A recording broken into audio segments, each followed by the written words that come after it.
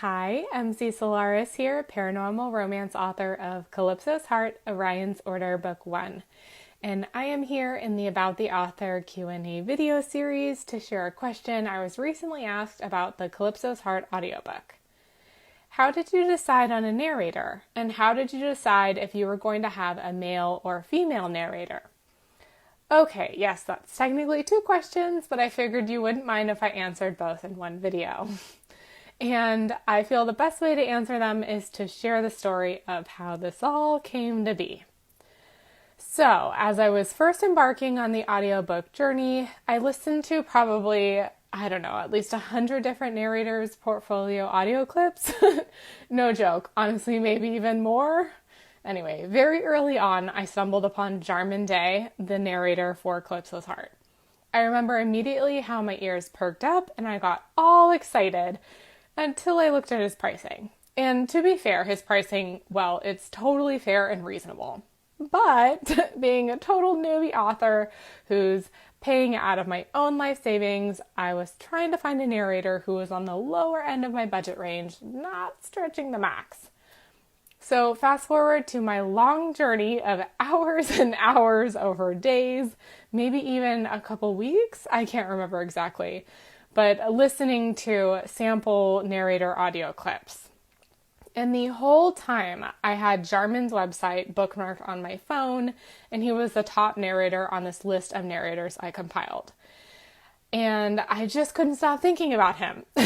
Wait, that sounds really bad and out of context, could raise a lot of questions with my boyfriend, but you get what I mean. Anyway, with my budget in mind, I ended up reaching out to another narrator. And even though I reached out to the other narrator, who was a man, by the way, because I hadn't really heard a woman narrator that sparked that excited interest within me, or was in my price range who I felt had the vocal range for the deeper male voices I envisioned in my head for Blake and his pack of male hunters. Okay, so back to the story. Even though I reached out to this other narrator, I still kept going back to Jarman sample audio clips and listening to them. And I think a couple weeks went by and I never heard from that initial narrator. And yes, I couldn't get the idea of Jarman narrating Calypso's Heart out of my head. So when I didn't hear back from that other narrator, I took it as a sign that I just needed to follow that feeling inside of me that kept whispering to me to reach out to Jarman. And even though Jarman was slightly stretching my budget, I decided to just trust that feeling and go for it and hold on to the belief that it will all work out in the end.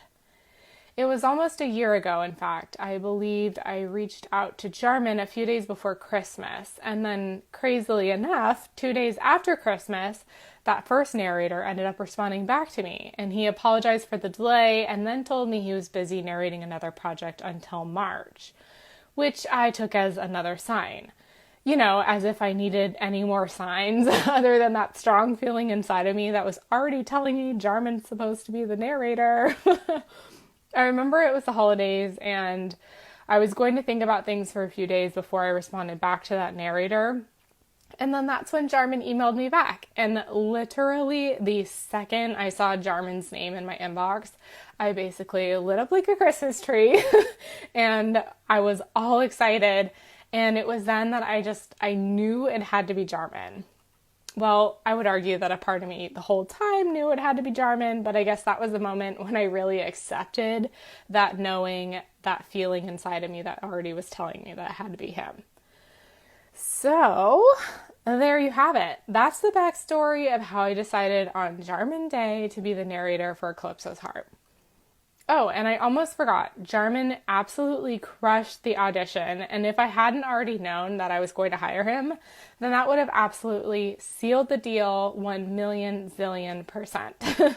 And to this day, every time I read Calypso's Heart, I now hear Jarman's voice in my head narrating it, and I love it. He brings the characters to life in a way I never expected or imagined, and I'm just so grateful he was on board with narrating this massive 700-page book. And P.S., in case you're wondering, Jarman is a super cool guy who's really nice, down to earth, and awesome to collaborate with. And as I've been listening to the full audiobook the past couple days, I'm basically fangirling like every 5 seconds. And I'm hoping he's on board this crazy MC Solaris train and down to narrate the whole Orion's Order series, because now I can't imagine anyone else narrating it. Okay, so that's it for today, and I'm curious, if you've heard the audiobook samples I've posted here to my page, then what do you think of the narration? Oh, and if you haven't heard the samples, then what the heck are you waiting for? Go listen to the samples and then hop back over here and let me know what you think. Okay, I will see you in the comments, and I'll talk to you later. Bye!